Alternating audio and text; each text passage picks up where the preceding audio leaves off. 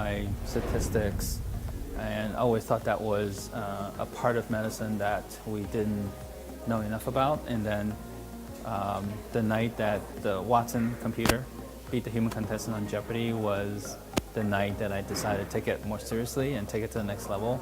So I applied, that was the night that I downloaded the program application for the Stanford program on biomedical data science and artificial intelligence, and decided to go back to school and learn what I still need to learn about data science.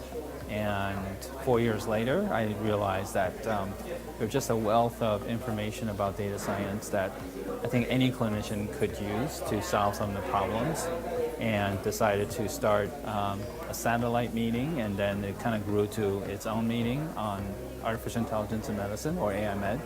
So we just concluded our third annual meeting here in California.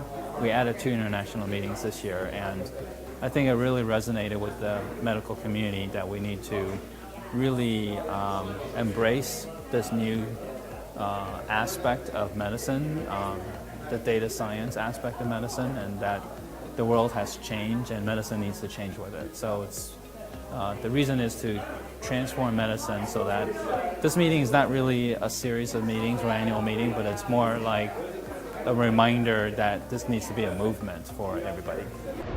Movement will need to be organic and from the ground up, so we need to have clinicians work with data scientists side by side to solve some of the enigmas in medicine.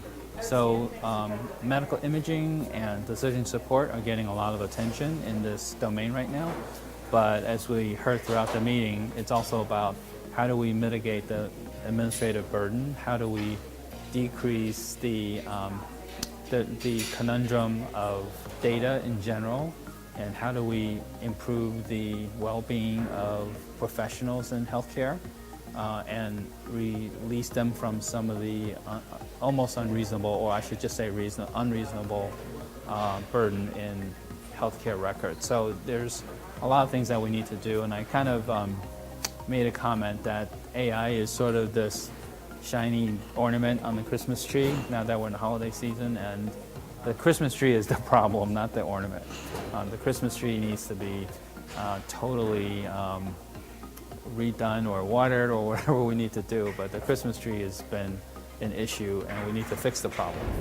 We normally try to blend the audience as well as the faculty, about 50-50. So 50% are clinicians, most of them without a data science background, but some are doing data or data science work, and then the other half will be non-clinicians, and that could be anyone from investors to data scientists to hospital administrators to patients. We even have patients in the audience, so it's a really good mix of non-clinical as well as clinical people. But at the end of the day, I think we like to think that this is all about a special community that are banding together to solve problems in medicine, and we don't really care about the label of the person, but rather just someone who's passionate about solving the problems.